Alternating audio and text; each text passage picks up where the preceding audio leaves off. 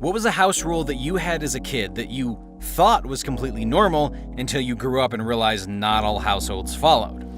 Leave the porch light on until everyone is home. After I moved out and lived with my boyfriend, I remember getting angry with him for not leaving the porch light on when he knew I would be home late. His response was pretty much, "But you didn't ask me to."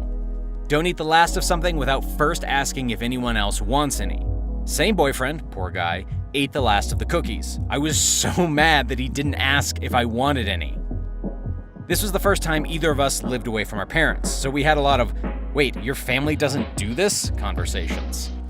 My parents would check me and my brother's teeth for sugar bugs every night after we brushed our teeth, before we got in bed.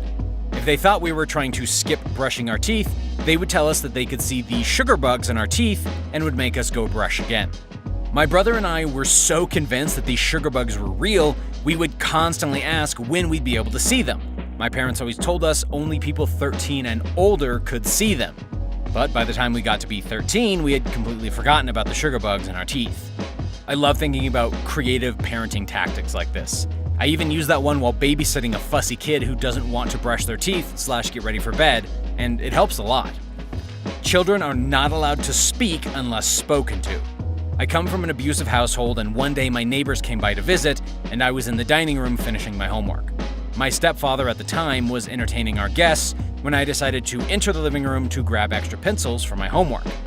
The neighbors were about to head back home when I said, "Thank you for coming. It was nice having you today." My stepfather rose from the sofa, grabbed his drink, and threw it against the wall behind me. Children are meant to be seen and not heard. Speak when you are spoken to, and aggressively grabbed me by the arm and dragged me into the hallway out of sight. My neighbors the next day asked me if I was okay, and at the time I didn't really understand why, and I thought this was normal, all the way up until my junior year of high school. To this day, I don't speak unless someone is talking to me directly. Not my rule, but this happened during a play date. I had my daughter, 3, at a friend's place, also 3, and my daughter asked for a hug, and her friend said, "No thank you," very politely. Then her mom shot across the room and started screaming at her daughter. "You don't do that. If someone wants a hug, it's mean to say no," while my daughter's friend was crying and apologizing. I tried to explain that it's fine, and I'm teaching my daughter, okay, do you want to give a hug, high five, or wave? To show her about consent early, so I really don't mind and my daughter understands. But I never heard reasoning behind that strict rule. It wasn't so much that I thought every household followed these rules, but I did consider them normal. 1. When guests come over, boys and girls do not play together. Number 2. Friends who come into your room must be the same gender as you. 3. If you get in trouble, you will not be allowed to read except for the Bible. 4. Do not listen to rock music because it is inherently evil, no matter who performs it or what the lyrics say. 5. You're not allowed to enter the house of anyone whose parents we are not friends with, even if you play with their child every day. He is allowed in our house, however. 6. We do not celebrate Halloween, and anyone who does is inviting evil spirits into their bodies and homes. Number 7. If we go somewhere, even to the store, you will wear non-denim pants and a collared shirt, and your sisters will wear long skirts. Even at home, your sisters will never wear slim-cut pants or shorts above the knee. 8. Sometimes we anoint people with oil and repeat shouted pleas for divine healing and/or guidance. I think I should probably say that my parents have loosened up on some things since then, but that's how I grew up. Saturday mornings would consist of my father, aka the Toastmaster General, waking promptly at 6:45 and announcing that the Toastmaster General is up and about his business. This meant my brother and I would immediately have to haul ass out of bed and get in our dressing gowns and down to the kitchen dining table. "The Toastmaster General is preparing the wheat slices," Dad would cry as we sat in absolute silence. "The Toastmaster General is preparing the utensils and ancillaries," he would cry as we watched him get out orange juice, plates, knives, and the exact same topping options each weekend: butter, Vegemite, golden syrup, Nutella, and lime marmalade. Vitally, absolutely no sounds would be uttered by my brother and I during this process.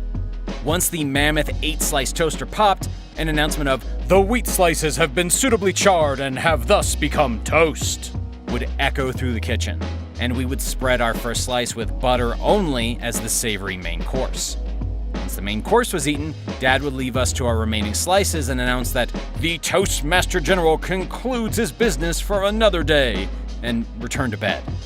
This signaled the end of the silence, and we could turn on the TV, get loaded up on sugary toast goodness, and watch cartoons all morning.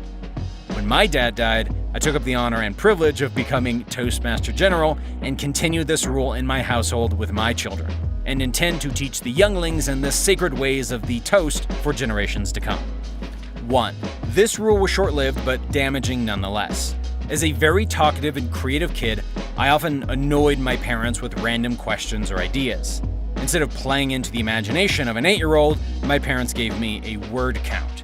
For example, I would only be allowed to say 10 words that day unless it was an emergency, like blood or fire. The word count would be anywhere from 10 to 50 words depending on Mom's mood. This only lasted about 2 weeks, but was still damaging. 2. This rule was enforced by my older siblings who babysat me, and my younger siblings most weekdays as Mom worked and Dad slept. They would organize something called the Little Kid Fights.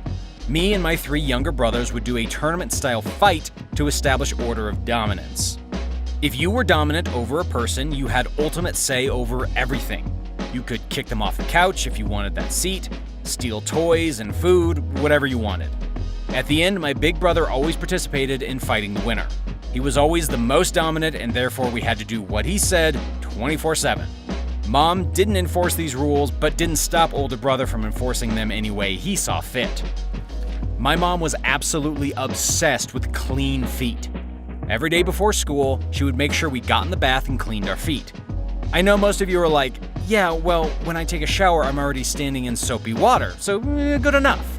But that attitude would get your face slapped off around my mom. She'd have the bath full of scalding hot water every morning, and the first thing we would do before eating, before showering, before changing into our clothes is dip our feet into that too hot water. Then my mom would load our feet up with this really strong smelling soap from some specialty store or something, because I've never seen it anywhere else, but she would scrub every square micro inch of our feet with this stiff, bristled big toothbrush thing. Maybe it was for cleaning horse teeth, I don't know. It hurt so bad. The water was too hot, the soap stung, and the brushing was too intense. I never got used to it, but I couldn't talk back or avoid it either. If I tried to get out of it or complain about it, blam, slapped across the face. Complain about the slap? Boom, grounded from the TV, the computer, friends, and books. One day, one of my friends asked why I was grounded, and I casually told him it was because I didn't want my mom to scrub my already red, raw feet because it hurt too much, and he was positively befuddled. I asked if he gets in trouble if he skips a feet cleaning, and he told me that there was no such thing as a feet cleaning. Then I was befuddled and more than a little discombobulated.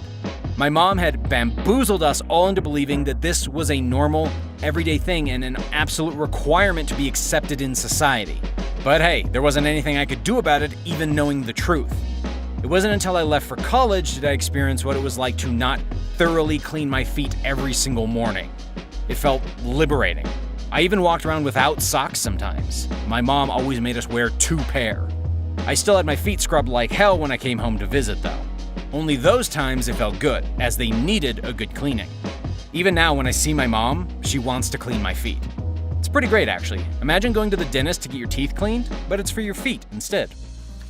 I hope you enjoyed this video. If you did, leave a like and comment down below your thoughts. Subscribe if you want to see more videos from us. We have more videos on screen for you to watch right now.